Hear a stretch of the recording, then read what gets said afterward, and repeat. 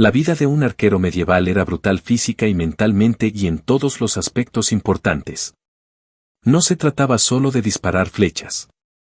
Se trataba de sobrevivir a un trabajo que exigía todo y no ofrecía casi nada a cambio. La verdadera pregunta no es si fue difícil, sino si pudiste hacerlo. Crecer como arquero medieval no fue una elección. A menudo era tu destino desde el momento en que pudiste ponerte de pie. Los reyes de toda Inglaterra no sugirieron cortésmente la práctica del tiro con arco. Lo mandaron por ley. Cuando los monarcas medievales emitieron leyes sobre el tiro con arco, no estaban haciendo recomendaciones amistosas. Ordenaron a todos los varones sanos de entre 7 y 60 años que practicaran con el arco largo todos los domingos después de la iglesia. Saltar la práctica. Disfruta de tu multa o tiempo en el cepo. Imagínate tener 10 años, que te den un arco casi tan alto como tú y te digan que lo tires hacia atrás, no una ni dos veces, sino cientos de veces hasta que tus pequeñas manos se ampollen y sangren. A los adultos que te rodean no les importan tus lágrimas ni tus quejas. Su lógica era brutal, pero simple. Si no podías tensar el arco, eras inútil en la batalla. Nuevamente sería la orden constante mientras tus hombros ardían y tus dedos se abrían. Puede que tu primer arco sea más pequeño, pero a los 12 o 13 años se esperará que puedas manejar el arco real. Y esa cosa real requería una fuerza que impresionaría incluso al atleta moderno más corpulento. El entrenamiento no consistía solo en alcanzar objetivos. Se trataba de desarrollar la increíble fuerza en la parte superior del cuerpo necesaria para tensar repetidamente un arco, lo que requería más de 100 libras de fuerza. Mientras otros niños jugaban, los jóvenes arqueros pasaban horas tirando pesas, levantando piedras y practicando el mismo movimiento miles de veces hasta que sus cuerpos cambiaban físicamente. La evidencia de este brutal entrenamiento infantil todavía existe hoy en día en restos esqueléticos que muestran extrañas deformidades óseas, brazos izquierdos demasiado grandes, columnas retorcidas y espolones óseos en los dedos debido a años de tensión constante. Los exámenes de tumbas medievales encontraron restos de arqueros con huesos del brazo izquierdo un 50% más gruesos que el derecho. Sus cuerpos literalmente se deformaron en torno a su profesión. A los 16 años, los alumnos que lo conseguían podían disparar hasta 12 flechas por minuto con una precisión de 200 yardas. Sus dedos tenían ranuras permanentes desgastadas y callos tan gruesos que una aguja no podría perforarlos si lo intentaran, lo que probablemente era lo mejor ya que la medicina medieval consistía principalmente en frotar un poco de tierra y volver a la práctica. Lo peor es que esta infancia de dolor fue solo el comienzo. Después de años de entrenamiento brutal, uno pensaría que a un arquero le encantaría su arma. La realidad era mucho más complicada. El arco largo inglés era al mismo tiempo una maravilla de la guerra medieval y una fuente incesante de tormento físico. En primer lugar, su enorme tamaño. Con una altura que oscilaba entre los 1,78 y los 1,98 metros, a menudo igualaba o superaba la altura de su portador. Fabricado en U, pesaba solo entre 3 y 5 libras. Pero después de kilómetros de marcha, ese peso era suficiente. La verdadera brutalidad residía en su fuerza de atracción. Los arcos recuperados revelan pesos de tiro de entre 90 y 180 libras, 2 a 3 veces la fuerza de los arcos de caza modernos. Imagínate levantar un perro de tamaño mediano con 3 dedos y luego repetirlo 400 veces en una tarde. No había ningún truco para hacerlo más fácil, solo pura fuerza muscular. El costo fue devastador. Los esqueletos de arqueros muestran huesos agrandados, espinas comprimidas y artritis severa. Algunos desarrollaron espolones óseos tan grandes en sus manos que debieron vivir con un dolor constante. Aún así siguieron disparando. El mantenimiento fue otra batalla. Las cuerdas de arco de cáñamo o lino requerían encerarse periódicamente y mantenerse secas. Se llevaban cuerdas de repuesto enrolladas alrededor de la cabeza, debajo de los cascos. La multitarea medieval en su máxima expresión. El arco en sí, si se almacena incorrectamente, se deformaría y quedaría inútil. Incluso los arcos bien mantenidos tenían una vida útil corta y a veces se rompían después de horas de intensa batalla. Las flechas debían adaptarse cuidadosamente al arco. demasiado ligero y perdieron potencia. Si fueran demasiado pesados, no volarían correctamente. Un arquero experto podía disparar de 10 a 12 flechas por minuto, ajustándose instintivamente a la distancia y al viento. El tiro con arco no era solo una habilidad, era una forma de vida. La práctica diaria era obligatoria y empresas enteras eran multadas por tomarse un solo día libre. Algunos arqueros llamaban a sus arcos sus esposas, amadas y resentidas a la vez. Uno de ellos, sorprendido bebiendo excesivamente, se defendió diciendo que su arco le exigía todo. Así que por la noche, la cerveza era solo suya. Por exigente que fuera esta relación, el arco era solo el comienzo de la carga de un arquero. La mochila ligera no era una opción para los arqueros medievales. Cuando la guerra llamaba, llevaban consigo el equipo suficiente para formar un soldado moderno. Su carga no era solo el peso emocional de la batalla inminente. Era el peso físico de las herramientas de supervivencia atadas a sus espaldas, colgando de sus cinturones y colgadas sobre sus hombros. El arco largo en sí fue solo el comienzo. Con 1,80 metros de alto y hasta 2,3 kilogramos de peso, era un desafío llevarlo. Pero sin flechas, solo era un bastón de forma extraña. Y las flechas no eran del tamaño de un viaje. Un arquero de guerra estándar llevaba entre 60 y 100 flechas, es decir, entre 7 y 12 libras de puras y puntiagudas incomodidades.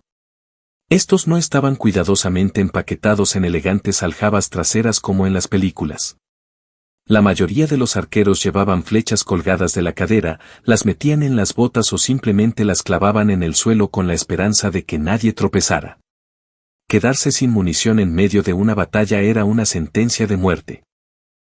Así que los arqueros llevaron materiales para fabricar más. Puntas de flecha, plumas y ejes de madera adicionales.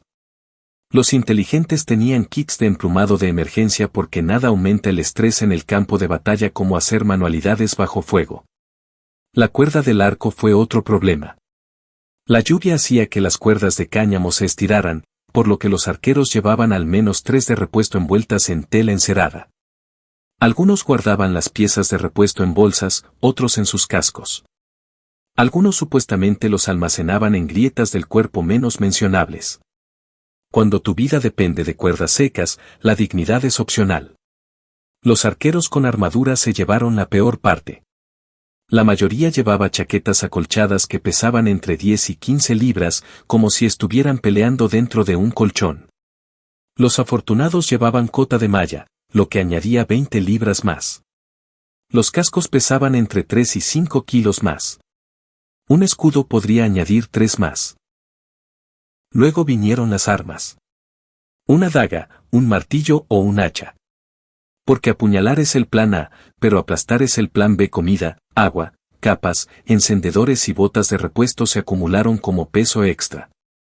En total, los arqueros soportan entre 60 y 80 libras de miseria. No es extraño que bromearan diciendo que eran mitad mula, mitad hombre, y que un arquero sin dolor de espalda está muerto o miente. Cuando has llevado la mitad de tu peso corporal a través del terreno medieval, disparar el arco es la parte fácil. Pero incluso los defensas más fuertes necesitaban seguir avanzando. La guerra medieval no consistía en presentarse a una batalla programada. Se trataba de sobrevivir el viaje para llegar allí. Una experiencia brutal que se cobró vidas antes de que se disparara una sola flecha. El día comenzó antes del amanecer. Sin café, sin bebidas energéticas, solo agua fría y pan duro si tenía suerte. A menudo se prohibía hacer fuego en territorio hostil, lo que significaba que el desayuno era tan frío como el espíritu. Luego vino la marcha, 20 metros por día, a veces 30, cargando 80 libras de equipo. Eso es un maratón, diariamente con botas endebles y un clima impredecible. Caminos más bien de barro con sufrimiento extra. Las carreteras pavimentadas eran escasas, por lo que los ejércitos avanzaban penosamente por caminos de tierra, campos abiertos y senderos que parecían diseñados para romper tobillos. Los mapas eran, en el mejor de los casos, rudimentarios, por lo que los guías, a veces poco fiables, nos indicaban el camino. Un cronista francés describió a los arqueros ingleses como personas que se movían como una plaga de langostas, con los pies tan endurecidos que las rocas parecían ceder. Eso no fue poético. Fue una queja amarga de la gente que veía cómo sus tierras eran pisoteadas. La situación del calzado era sombría. Los arqueros normalmente tenían un par de botas de cuero, con suelas finas, sin acolchado y definitivamente no eran impermeables. Cuando se desgastaban, se usaban reemplazos con lo que había disponible, incluidos envoltorios de tela o incluso cuero recuperado del campo de batalla. Algunos endurecían sus pies de antemano caminando descalzos sobre grava o frotándolos con sal y vinagre. El clima convirtió todo en una pesadilla. El verano significaba insolación. El invierno significaba congelación. La lluvia significó miseria para todos. El frío lo empapó todo. El equipo se volvió más pesado y las cuerdas del arco se volvieron inútiles. Algunos ejércitos simplemente dejaron de moverse cuando la lluvia era demasiado fuerte, prefiriendo demorarse antes que ahogarse en el barro. Dormir era un lujo. No se permiten tiendas de campaña, a menos que seas de la nobleza. La mayoría de los arqueros dormían en el suelo envueltos en capas, con la esperanza de que los insectos no se alimentaran de ellos. Comida, pan duro que necesitaba remojarse para ser comestible, carne seca más dura que una armadura y forrajeo, un término educado para tomar cualquier cosa que encontraras. Cuando llegaron a la batalla, los arqueros ya estaban medio muertos. Desafortunadamente para sus enemigos, eso los hacía el doble de peligrosos. La marcha puede quebrar cuerpos, pero forjó espíritus decididos. Y esos espíritus necesitarían cada gramo de determinación una vez que comenzara la lucha real. Los arqueros no eran solo tipos con arcos. Eran especialistas altamente entrenados que operaban con la precisión de las unidades de artillería medievales. Sus formaciones convirtieron los campos de batalla en alfileteros gigantes y gritones. La formación básica de los arqueros, hombro con hombro en largas filas, parece simple, pero cada detalle fue cuidadosamente planeado. Terreno, viento, posición del sol, movimiento del enemigo. Los comandantes trataban los campos de batalla como tableros de ajedrez de gran tamaño. Una ligera elevación del terreno supuso un mejor alcance. Un bosque detrás de ellos impedía que la caballería los flanqueara. Sol en los ojos del enemigo, puntos extra por hacer que los caballeros entrecerren los ojos. Los arqueros no se situaban en filas rectas. Formaron una ligera curva, no solo para verse elegantes, sino para hacer que sus flechas convergieran en los objetivos desde múltiples ángulos. Esto aumentó la zona de muerte, haciendo que esquivar fuera una tarea casi imposible. Las matemáticas detrás de estas voleas eran aterradoras. Un arquero bien entrenado podía disparar de 10 a 12 flechas por minuto. 100 arqueros y más de 1.000 flechas por minuto. En una corte participaron 6.000 arqueros ingleses, lo que significa que lanzarían 60.000 flechas por minuto. Esto no es una batalla. Esto es un informe meteorológico. Pero no se trató de un tiroteo al azar. Contra la infantería, las descargas llegaban en oleadas continuas, obligando a los enemigos a avanzar mientras eran convertidos en puercoespines medievales. Contra la caballería, los arqueros plantaban estacas en el suelo para detener a los caballos mientras apuntaban tanto a los jinetes como a sus aterrorizadas monturas, que pronto quedarían sin jinete. Las flechas no solo eran rápidas, también eran letales. Una flecha de guerra lanzada con un arco largo alcanzaba velocidades de 160 pies por segundo y podía penetrar 4 pulgadas de roble. Una cota de malla podría muy bien ser una camiseta. Incluso las armaduras de placas tenían puntos débiles que las flechas podían explotar. La comunicación era igualmente sofisticada. Los comandos de voz eran inútiles en la batalla, por lo que los arqueros dependían de señales con banderas, toques de cuerno y tambores. Línea de tambor medieval, más parecida a un dead-beat medieval. El viento, la lluvia y el terreno se tuvieron en cuenta como en un brutal experimento de física. Vientos cruzados, ajustar la formación, lluvia, ajustar la puntería, campo de batalla estrecho, hacer que el enemigo se apile como un sándwich humano. El resultado fue que los arqueros cambiaron la guerra medieval para siempre. Y si eras tú el que estaba en el lado receptor, la única pregunta era si morirías primero o simplemente desearías haberlo hecho. Pero ni siquiera las tácticas más sofisticadas pudieron evitar que la batalla se volviera personal. Cuando los enemigos cerraron la distancia y se disparó la última flecha, la ciencia dio paso a la supervivencia desesperada. A diferencia de los soldados modernos que podrían pedir extracción o refuerzos, los arqueros medievales se enfrentaban a una verdad simple y aterradora. Tuvieron que luchar cuerpo a cuerpo contra enemigos que a menudo estaban mejor equipados, mejor blindados y absolutamente furiosos al ver a sus camaradas caer bajo el fuego de las flechas. Esta transición ocurrió de varias maneras, ninguna de ellas agradable. A veces los enemigos simplemente sobrevivían al suministro de flechas. Un arquero típico llevaba entre 60 y 100 flechas que podían agotarse en 15 minutos de intenso combate. Las cadenas de suministro medievales no podían precisamente lanzar municiones desde el aire. Una vez que disparaste tu último dardo, ya estabas oficialmente en el negocio del combate cuerpo a cuerpo. En otras ocasiones, la caballería o la infantería atravesaban las líneas protectoras, obligando a los arqueros a un combate cuerpo a cuerpo inmediato. En esos momentos, los arqueros recurrieron a sus armas secundarias. Herramientas que revelaron lo desesperados que estaban. El respaldo estándar era una daga sencilla, útil para comer y para las tareas del campamento, pero trágicamente inadecuada contra un caballero montado con una espada de 5 pies. Algunos usaban mazos, que eran básicamente martillos de madera con superficies de impacto de metal. Un golpe sólido podía dañar una armadura, pero acercarse lo suficiente para asestar un golpe significaba ofrecerse voluntariamente para un papel protagónico en un cuento con moraleja medieval. Otros llevaban pequeñas hachas reutilizadas de la tala de madera que podían enganchar escudos o penetrar armaduras en puntos débiles. Los arqueros más desesperados utilizaron sus arcos como armas. Un arco largo en forma de U de 6 pies constituía un bastón pasable y algunos incluso lo modificaron con tapas de metal. El arte medieval muestra a arqueros que intentan hacer tropezar a los caballeros con arcos o bloquear golpes de espada, pero rara vez consiguen hacerlo. El desajuste fue brutal. Caballeros entrenados en combate cuerpo a cuerpo desde la infancia, vistiendo 60 libras de armadura y empuñando armas fabricadas por maestros herreros. Frente a ellos se encontraba el arquero, que normalmente vestía un gambison, manejaba una herramienta modificada y estaba entrenado únicamente en el uso del arco.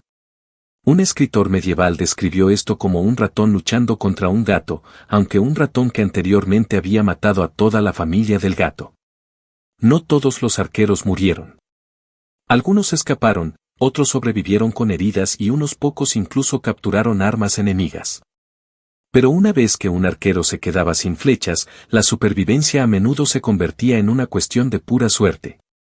Esta transición de la guerra a distancia al combate cuerpo a cuerpo desesperado representa uno de los cambios de roles en el campo de batalla más marcados de la historia.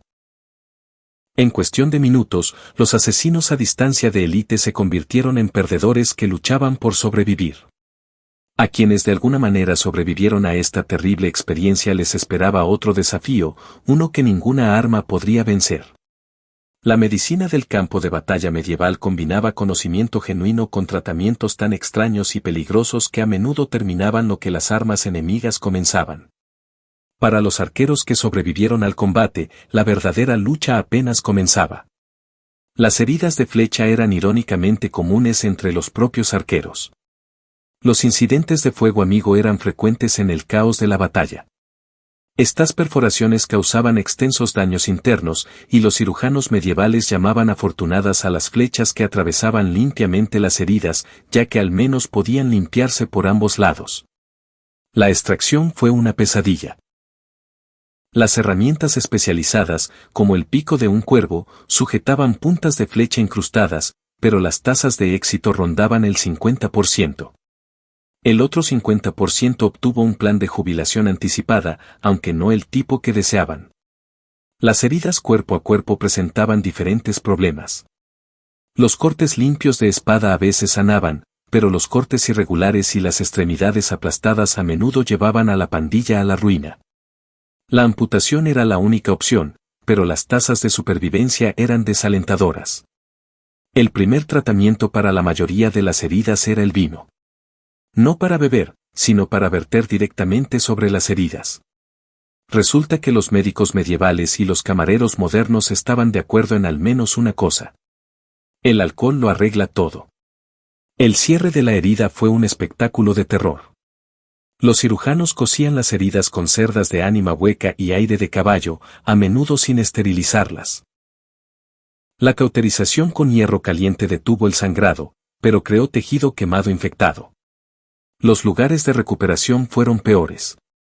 Los hospitales de campaña amontonaban a los soldados heridos sobre esteras de paja, mientras la sangre y el pus se acumulaban.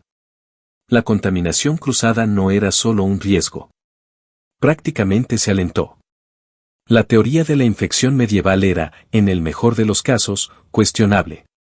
Los cirujanos atribuyeron las heridas supurantes al aire viciado y a la sangre corrupta. Tratarlos con miel, ayuda, y con estiércol de animales, no tanto. El tratamiento del dolor consistía principalmente en alcohol u opio, si estaba disponible. De lo contrario, los pacientes recibían una correa de cuero para morder y un médico con audición selectiva. Muchos arqueros nunca regresaron a la batalla. Las heridas en las manos y los brazos hacían imposible usar el arco de guerra, dejándolos discapacitados y con pocas opciones económicas. Algunos veteranos se automutilaron para evitar ser llamados de nuevo al servicio, cortándose los dedos para no ser aptos para el servicio. Cuando cortarse un dedo parece ser la mejor decisión profesional, sabes que el trabajo tiene algunos problemas. Habiendo sobrevivido al entrenamiento, la marcha, la batalla y las heridas, un arquero podría pensar que lo peor ya había pasado. Los arqueros medievales no disfrutaban precisamente de paquetes de compensación lucrativos por sus peligrosos servicios. La realidad financiera de esta profesión era tan brutal como las exigencias físicas, creando una vida de perpetua inseguridad económica para quienes sobrevivían lo suficiente para preocuparse por el dinero. Un hábil tirador de arco largo durante la Guerra de los 100 Años ganaba aproximadamente 6 peniques por día mientras estaba en campaña activa. Aproximadamente el doble de lo que un trabajador promedio podría ganar. Esto podría parecer razonable hasta que se considera el poder adquisitivo real. Con 6 peniques se podrían comprar unos 2 galones de cerveza o una comida modesta en una taberna. Los arqueros no se morían de hambre, pero tampoco estaban ahorrando para su jubilación. Los plazos de pago añadieron otra capa de frustración. Se suponía que los salarios debían distribuirse semanal o mensualmente, pero los sistemas de nómina medievales eran notoriamente poco confiables. Los tesoreros militares a menudo se quedaban sin fondos a mitad de las campañas.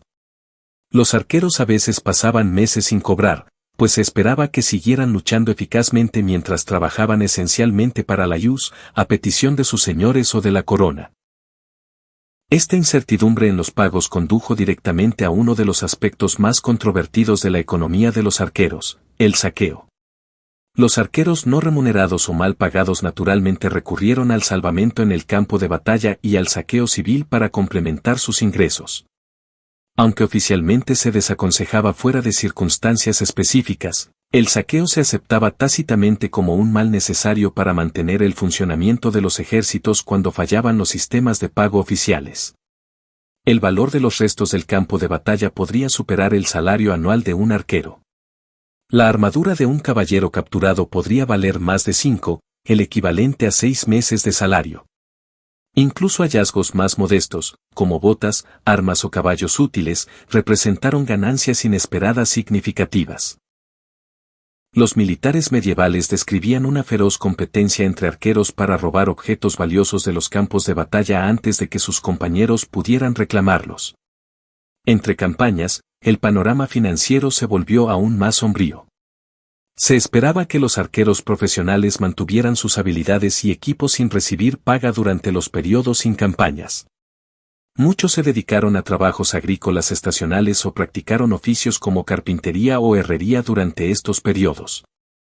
Otros se unieron a circuitos de torneos realizando exhibiciones de tiro con arco a cambio de escasos premios y donaciones del público. Las indemnizaciones por lesiones prácticamente no existían. Un arquero que perdiera una mano de empate podría recibir un pago único de unos pocos chelines, apenas suficiente para mantenerse durante toda una vida de discapacidad. Algunos señores proporcionaron pequeñas concesiones de tierras a sus arqueros más leales o eficaces, pero estas eran excepciones más que una práctica habitual. Los gastos médicos salían directamente del bolsillo del arquero, agotando a menudo los ahorros acumulados durante el servicio activo. La planificación de la jubilación consistía principalmente en no envejecer. Casi no se mencionan los sistemas de pensiones para soldados comunes como los arqueros. La forma esperada de jubilación era ahorrar lo suficiente para comprar una pequeña parcela de tierra o montar un negocio modesto. Dadas las escalas salariales involucradas, esto siguió siendo un sueño inalcanzable para la mayoría. La realidad financiera se hace evidente en los registros censales e impositivos medievales, que revelan que los antiguos arqueros militares normalmente se encontraban en los estratos económicos más bajos de sus comunidades. Muchos terminaron como jornaleros, aceptando cualquier trabajo que sus cuerpos envejecidos y dañados pudieran realizar. Algunos aprovecharon sus habilidades para convertirse en instructores de tiro con arco para la siguiente generación. Pero estos puestos eran pocos y estaban mal remunerados. El último insulto financiero a menudo llegaba después de la muerte. Muchos arqueros veteranos terminaron en las tumbas de paupers, habiendo agotado todos los recursos que habían acumulado durante sus últimas enfermedades.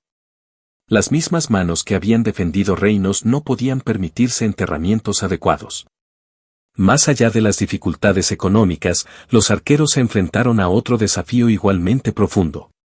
La sociedad medieval funcionaba según una jerarquía rígida en la que el nacimiento determinaba en gran medida el valor.